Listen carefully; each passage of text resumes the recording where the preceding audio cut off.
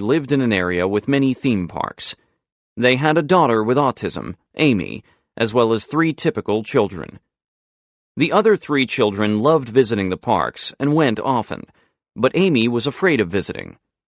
She found most of the rides overwhelming and the sounds too much to tolerate. What could have been an enjoyable activity for the entire family instead divided them. Instead of forcing Amy to go, the parents gave the girl control. They offered her the option to come along without going on any rides. They showed her pictures of the carousel and the food court, 2 things she typically liked. They brought the same noise-dampening headphones that her school used.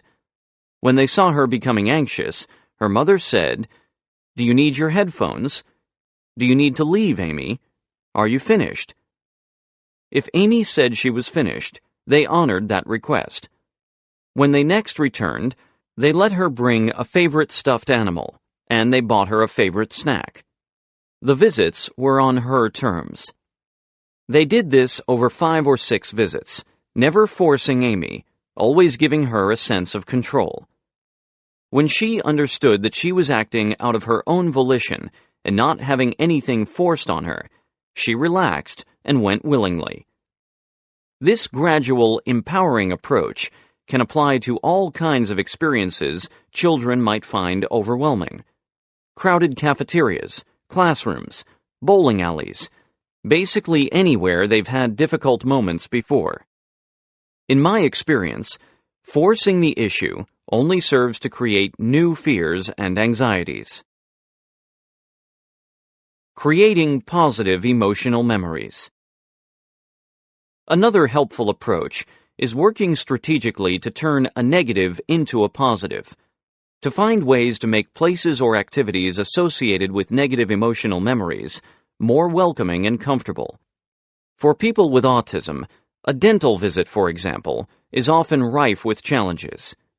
The unfamiliar noises of the drills and other equipment, the intense lights shining in their face, the lack of control over their own movements, the difficulty predicting what's going to happen next. And they might have experienced physical pain on a previous visit. A typical person can place the experience in context, understanding that despite those factors, the dentist is highly skilled and wouldn't intentionally hurt a patient, and dental care is an important part of staying healthy.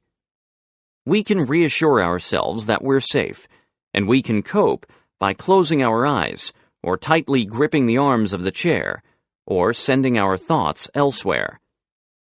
When a person with autism becomes dysregulated, though, she can't instinctively calm herself in the same way.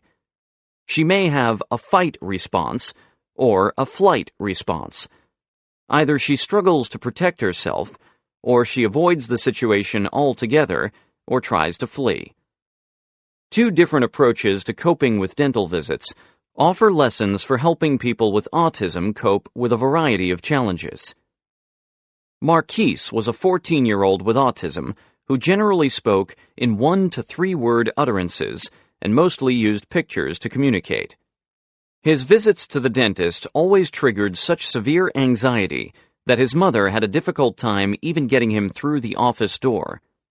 But she knew exactly what to do to give her son the support he needed. She donated a rocking chair for the dentist's waiting room so that Marquise, and others who shared his needs, could calm himself as he waited. She also brought music and headphones for him, and he brought along one of his favorite toys, a Shrek figure he could fidget with while he waited. Finally, she met with the dentist to coach him on how to act, move slowly, and use positive language when telling Marquise what was coming next, so that things were more predictable. Marquise's mom knew that he couldn't avoid the dentist, but instead of merely forcing him to go, she helped transform the dentist's office into a safe place where he could feel regulated and calm. Another mother of a child with autism took that approach a step farther. A dental hygienist, she combined forces with another mother, also a hygienist, and a dentist to open a practice specifically aimed at children with particular fears or sensitivities related to conditions such as autism or sensory processing disorders. Their first strategy was to reduce uncertainty about visits by posting photos on a website showing the office, the people who work there, and, with step-by-step photos, some of the procedures a patient might undergo. For one afternoon each week, instead of scheduling appointments, they opened the office, put out toys, and welcomed patients and their families to come play and meet the dental staff. In short, they reduced uncertainty and created positive emotional memories in a place that could easily be a trigger for the opposite. Therapists who work in schools often meet children who are resistant to engaging and seem overly anxious. Sometimes the problem is the space. The child might have worked in the same office or at the same desk with another therapist or teacher and found the encounters to be a source of stress rather than help. When it's time for a session, the child protests, "No, no, no," and drops to the floor. The solution: create positive emotional memories. Before anything else, give the child a choice of 2 favorite toys. Spend the first 5 or 10 minutes just having fun. Follow the child's lead and let her enjoy the time and the space so that she begins to associate more positive feelings with it. Make it a joyful experience and only gradually add more challenging material. An even simpler approach, especially for young children: don't call it work. Too many therapists and teachers label their time with a child that way. It's time to work. We can't play now. Time for work. Sometimes we're projecting our own concerns about how challenging the session will be for the child. The child hears work or senses our tone, and it triggers a flood of negative memories. Instead, why not lighten the emotional tone and create a more positive, welcoming atmosphere? Parents can take the same approach at home. One mother complained it had become a struggle to get her 5-year-old, Judah, to join the family dinner each night.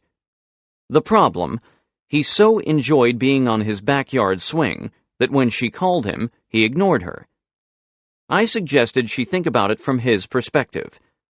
When the child heard, "Judah, time for dinner," what he experienced was being taken from an activity he loved that made him feel good, swinging, to one that was more challenging, sitting, listening, staying in one place.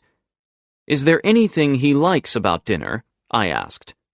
His mother told me that Judah savored his Flintstones vitamins. "Tomorrow," I said, "when you call him, hold up the bottle of vitamins." The next week she reported that the visual cue had worked. When she simultaneously called Judah and held up the Flintstones vitamins, he ran right past her and into the house, repeating, "Time for dinner," and sat in his place.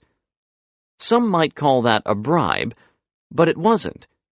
It was a visual cue that linked dinner with a positive association, and that began a series of positive memories, making the dinner table a more desired and welcoming place for Judah. Of course, that's the most helpful strategy of all, helping to create a life full of positive memories. As parents and professionals, we help to do that whenever we offer choices instead of exerting control. Whenever we foster the child's interests and honor the child's strengths rather than redirecting. Whenever we make learning, work, and life fun and joyful. When we do those things, our children, teens, and adults with autism will have far fewer negative emotional memories to cope with, making them more open to the joys and pleasures that life offers. Chapter 6: